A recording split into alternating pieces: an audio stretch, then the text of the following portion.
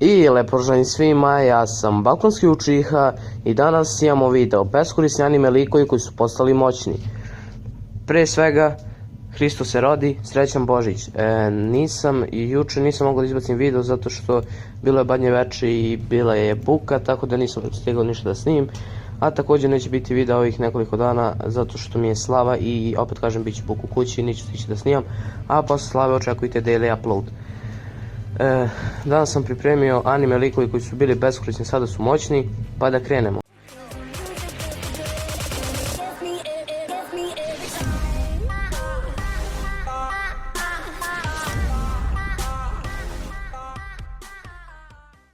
Sakura.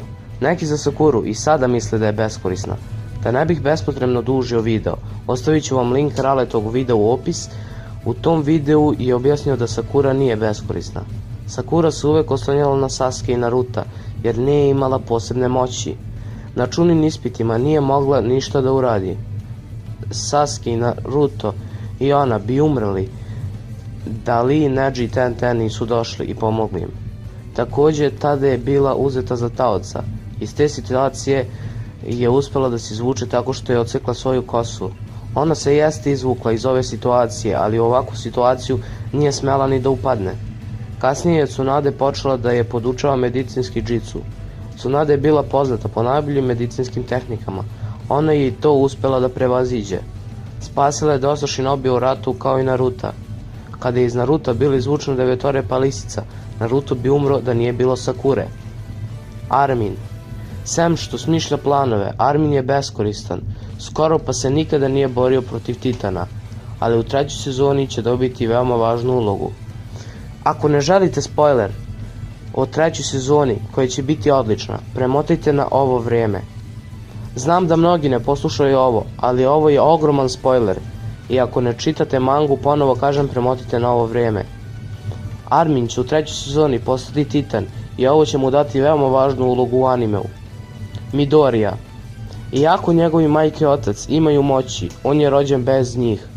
Svi njegovi drugovi su imali moći sem njega. On je želeo da postane superheroj poput Svemoćnog. Jednog dana Midoriju napada jedan zlikovac i tu nailazi Svemoćni. Dolazi i spasava ga. Kasnije mu je Midoriya ispričao svoju priču i Svemoćni odlučio da mu da svoje moći, pošto je onako tražio naslednika.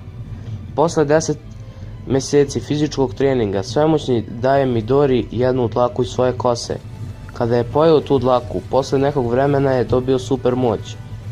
On i dalje ne može da je kontroliše. Njegova moć je da pojača svoj udarac. Može također pojačati snagu, nogu i da se tako odbaci. Ali problem je u tome što on može koristiti ili 0% snage ili 100% snage. Ali kada koristi 100% snage, deo tela koji je pojačao mu se slomi.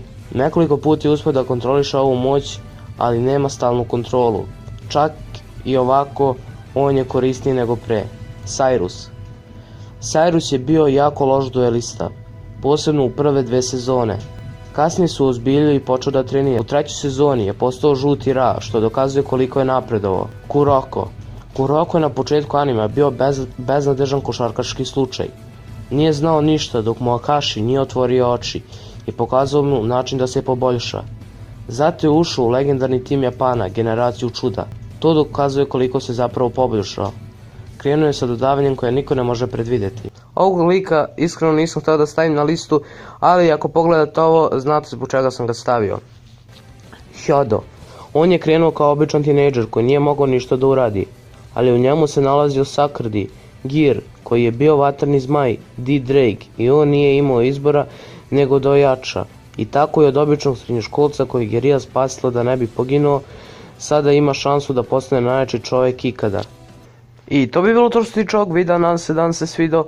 Ukoliko jeste, ostavite like, share i subscribe. Opet kažem, neće biti videa ovih nekoliko 3-4 dana, a onda krećemo sa daily uploadom. Tako da, do sljedećeg videa, pozdravljam vas, Balkanski Učiha.